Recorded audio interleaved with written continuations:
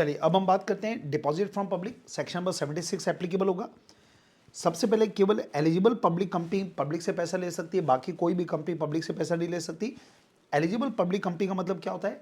ऐसी कोई कंपनी जिसका नेटवर्थ कम से कम 100 करोड़ हो या फिर टर्नओवर कम से कम 500 करोड़ का है, तो दो में कोई भी एक कंडीशन पूरा होगी तो उस कंपनी को बोलेंगे एलिजिबल कंपनी। अब एलिजिबल पब्लिक कंपनी अगर पब्लिक से पैसा लेगी तो उनको एसआर पास करना पड़ेगा जनरल मीटिंग बुला के। लेकिन अगर आपका जो डिपॉजिट है वो सेक्शन 181 की लिमिट के अंदर है तो उस केस में एसआर की जगह पास करना पड़ेगा ओआर। और 181 की लिमिट कैसे चेक करेंगे?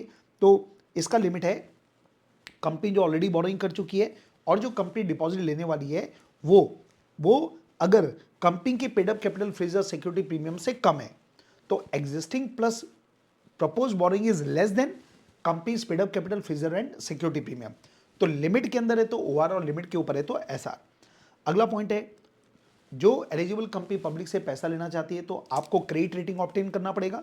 अब उसके बारे में सबसे पहले तो क्रेडिट रेटिंग सेबी के द्वारा रिकॉग्नाइज एजेंसी से लो गया।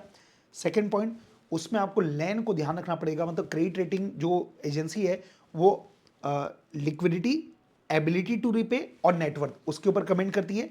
अगला पॉइंट है ये जो रेटिंग आपको हर साल लेना पड़ेगा। इसका मतलब अगर आपने पब्लिक से डिपॉजिट 3 साल के लिए लिया है तो आपको 3 बार रेटिंग लेना पड़ेगा, हर साल आपको रेटिंग लेना पड़ेगा। और ये जो रेटिंग है आपको आरओसी को देना पड़ेगा। डीपीटी 3 जो आप जमा करते हो annual return, return of deposit, उसके साथ रेटिंग भी जमा करो। और कोई भी कंपनी पब्लिक से जो डिपॉजिट ले रही है ना तो मिनिमम इन्वेस्टमेंट ग्रेड रेटिंग जो एनबीएफसी के लिए स्पेसिफाई है उससे कम की रेटिंग मिलेगी तो आप पब्लिक से पैसा नहीं ले पाओगे। तो पब्लिक से जो कंपनी पैसा लेना चाहती है उनका मिनिमम इन्वेस्टमेंट ग्रेड रेटिंग जो एनबीएफसी के लिए स्पेसिफाई है उतना रेटिंग आपको मिलेगा तभी आप पब्लिक से पैसा ले पाओगे। और बाकी का जो लॉ है ना वो बिल्कुल डिपॉजिट फ्रॉम मेंबर की तरह बिल्कुल सेम है।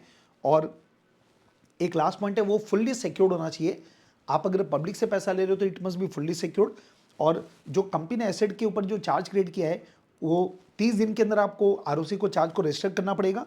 और जो एसेट का वैल्यूएशन रजिस्टर्ड वैल्यूअर करेगा। और ये ट्रस्टी के फेवर में जो चार्ज क्रिएट किया जाता है वो ट्रस्टी के फेवर में चार्ज क्रिएट किया जाएगा।